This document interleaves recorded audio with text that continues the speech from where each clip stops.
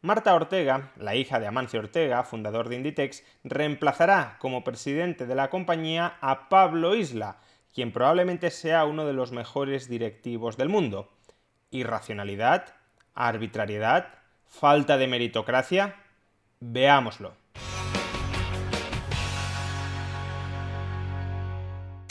Hoy hemos conocido que Marta Ortega, la hija de Amancio Ortega, reemplazará al frente de Inditex a Pablo Isla, quien venía ejerciendo como consejero delegado desde el año 2005 y como presidente de la compañía desde el año 2011.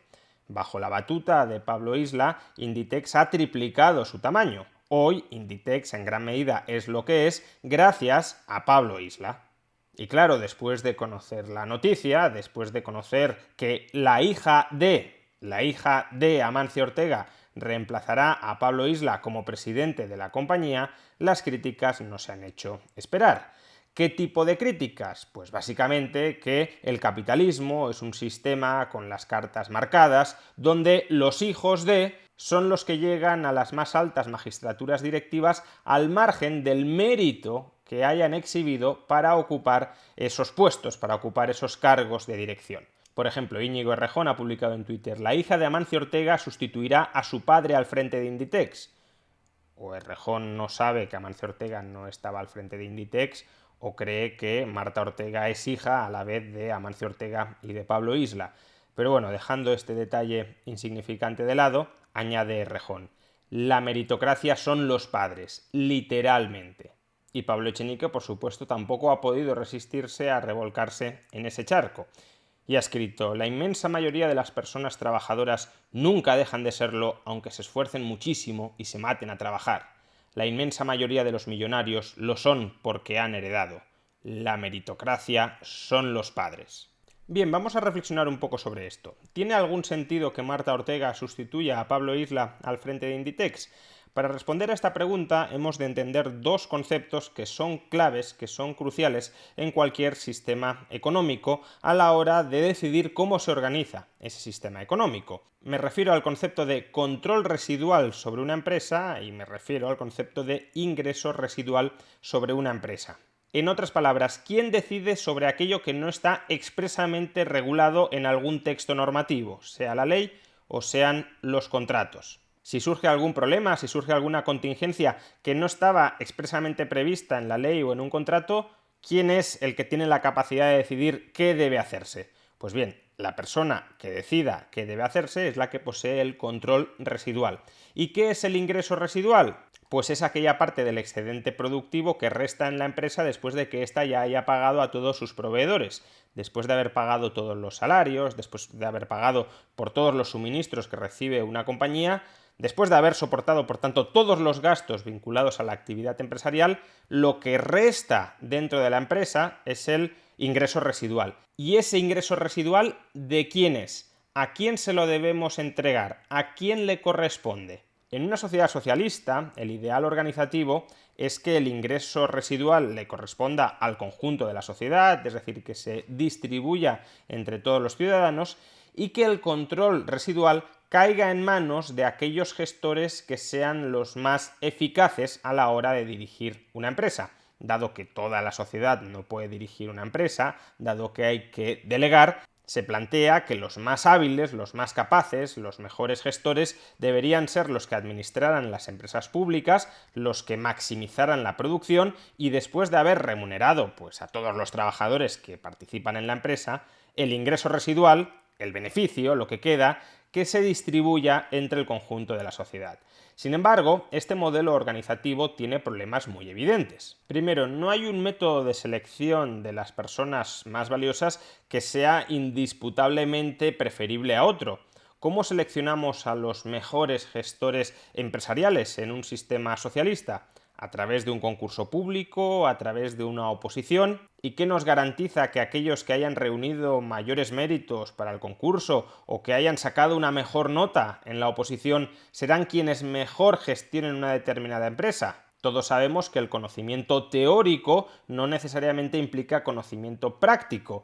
Un empresario es una persona que necesita mucho conocimiento práctico sobre cómo organizar los recursos. Incluso podríamos decir que requiere de ciertas habilidades que hoy se suelen llamar soft skills, es decir, habilidades blandas, habilidades que son muy complicadas de medir, de parametrizar en un examen y que por tanto hacen complicado seleccionar ex ante quiénes van a ser las mejores élites, los mejores directivos, los mejores equipos gestores de una compañía pública. Además está otro problema vinculado con este, y es que aquellos planificadores que diseñen las pruebas de acceso, las oposiciones, los concursos, pueden estar preseleccionando al candidato que ellos, por cualquier motivo personal, por ejemplo, que son familiares, que son amigos, que son miembros del mismo partido, que tienen una ideología similar, que va a haber un intercambio posterior de favores, que por cualquier motivo quieren que ocupe un determinado puesto.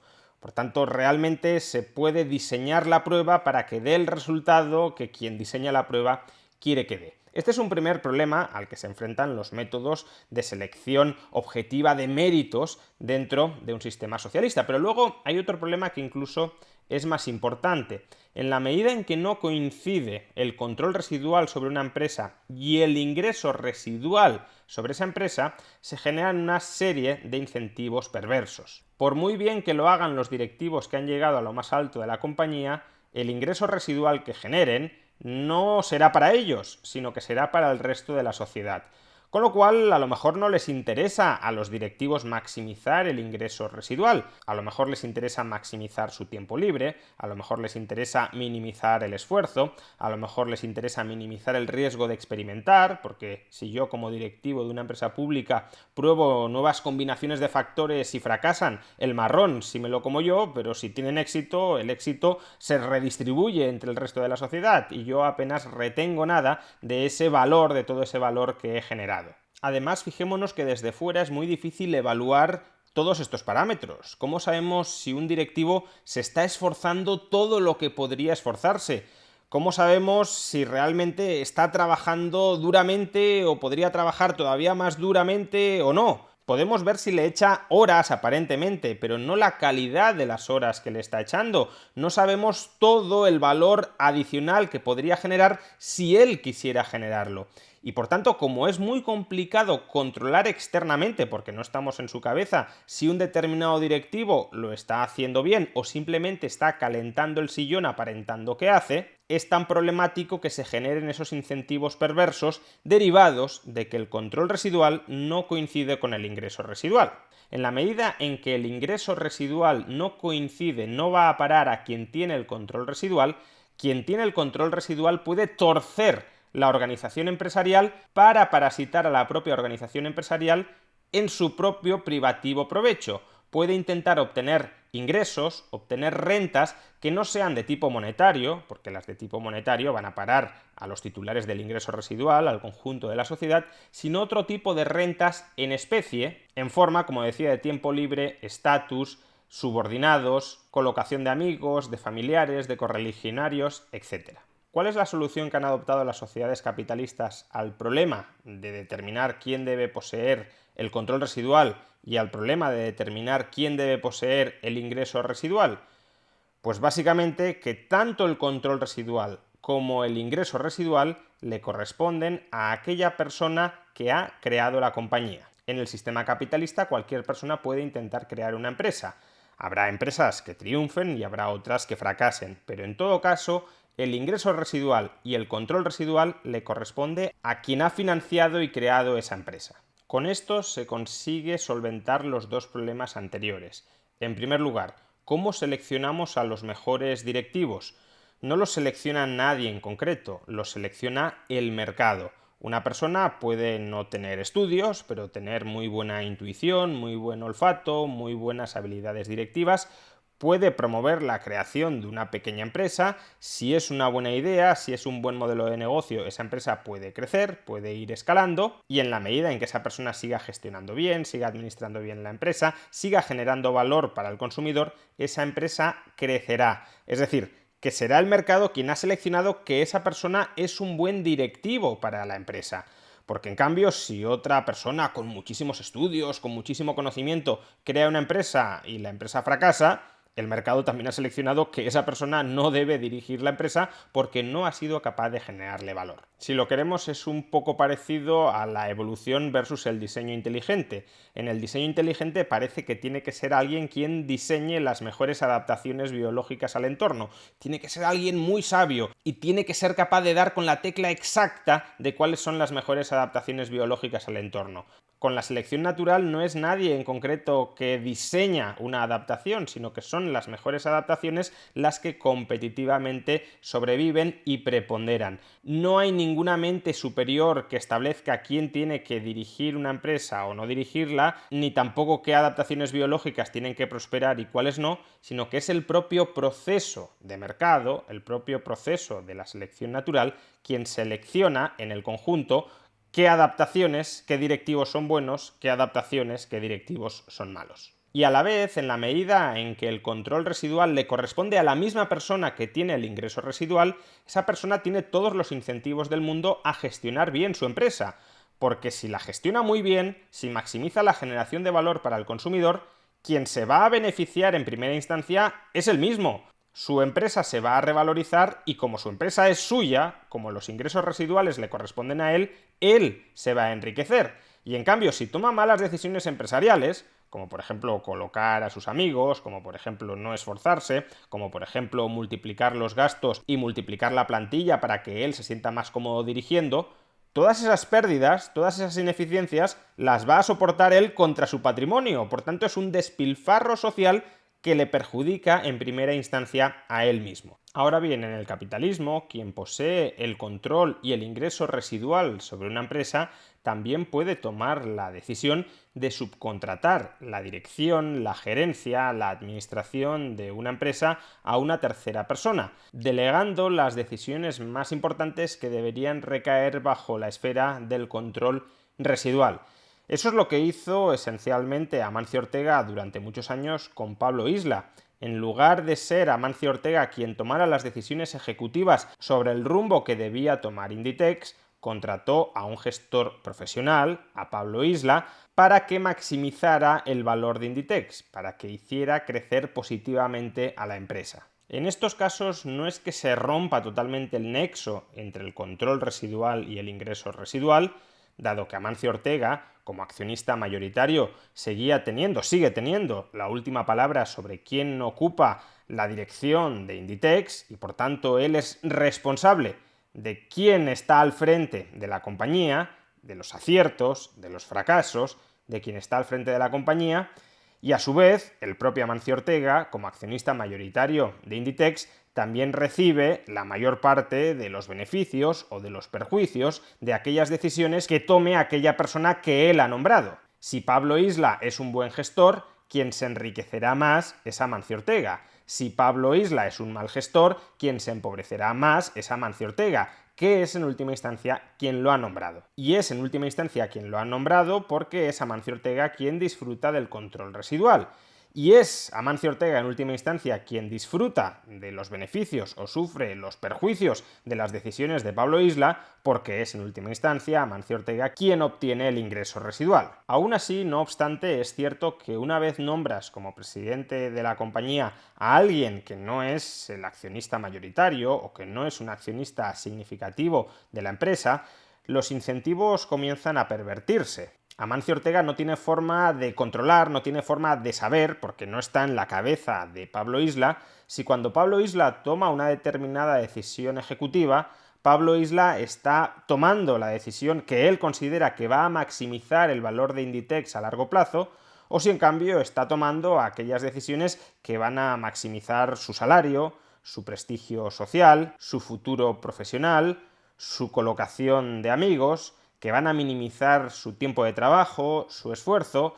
No estoy diciendo que este sea el caso de Pablo Isla, de hecho ya he dicho al comienzo que Pablo Isla me parece un directivo extraordinario, pero lo cierto es que ese es un riesgo que siempre existe cuando tú, accionista mayoritario, nombras a un tercero que no es un accionista significativo presidente de una compañía, que va a dirigir la compañía tal vez en su propio beneficio y no en el tuyo. De ahí, por cierto, la lógica de repartir paquetes de acciones al equipo directivo para tratar de alinear un poquito sus intereses con los intereses de la compañía, que son los tuyos, como titular del ingreso residual. Bien, pues vayamos ahora con el caso de Marta Ortega.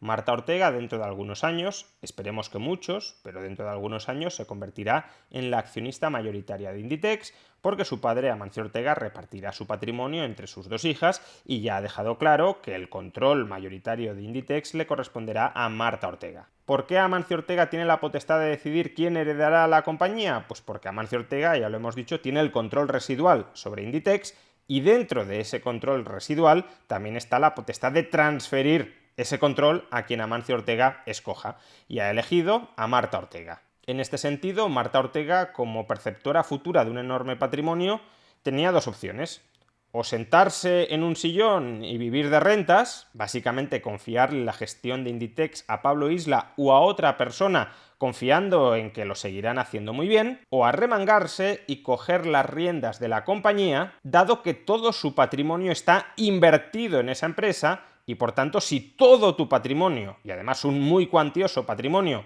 está inmovilizado en una empresa, algo de sentido tiene que tú te quieras responsabilizar de la gestión de ese patrimonio.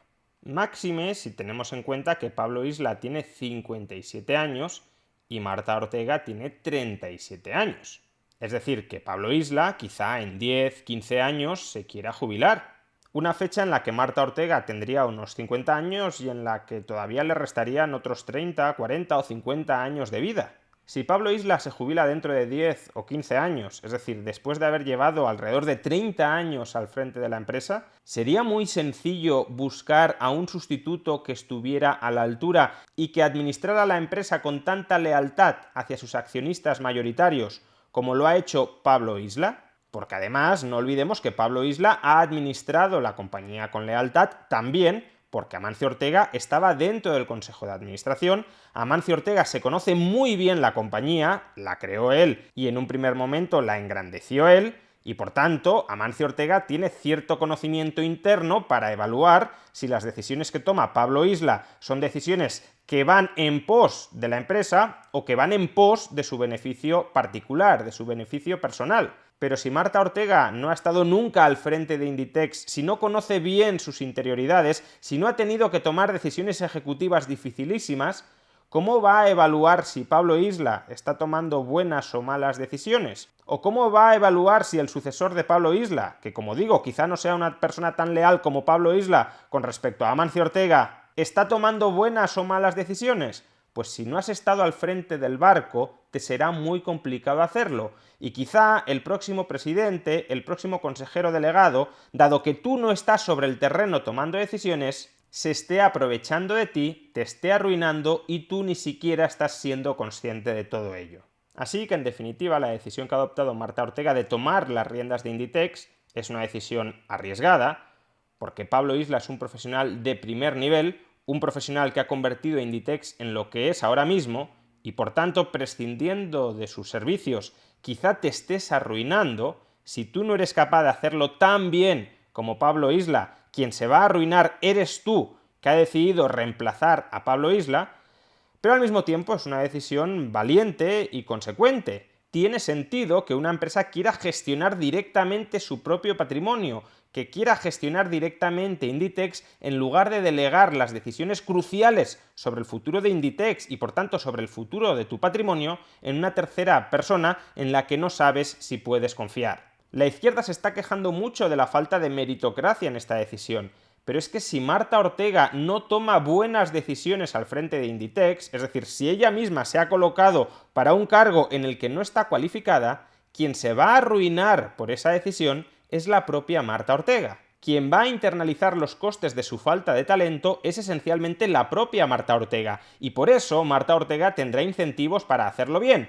Que luego lo hará bien o no lo hará bien, porque los incentivos obviamente no son lo único que cuenta, pero al menos seguro que se esfuerza todo lo posible en hacerlo bien, porque si lo hace bien, será ella quien se enriquezca y si lo hace mal, será ella quien se empobrezca. Nuevamente, pues la meritocracia se tenderá a imponer a través de la competencia empresarial. Si eres una incompetente para tu puesto y no te quieres dar cuenta de que lo eres teniendo la capacidad de decidir si eres tú quien ocupa ese cargo para el que no estás cualificada o es mejor que lo ocupe otra persona, si tú no te quieres dar cuenta, otras empresas externas se darán cuenta, desplazarán a Inditex del mercado, tú te irás arruinando y otras compañías dirigidas por personas más talentosas te desplazarán y ocuparán tu lugar. Pero la izquierda, en lugar de decir, fijaos en Marta Ortega, en lugar de sentarse en un sillón y vivir de las rentas, de la herencia que le ha dejado su papá y que está siendo gestionada por un profesional, por un tercero al que ni siquiera conoce, pero del que sí obtiene fuertes rendimientos,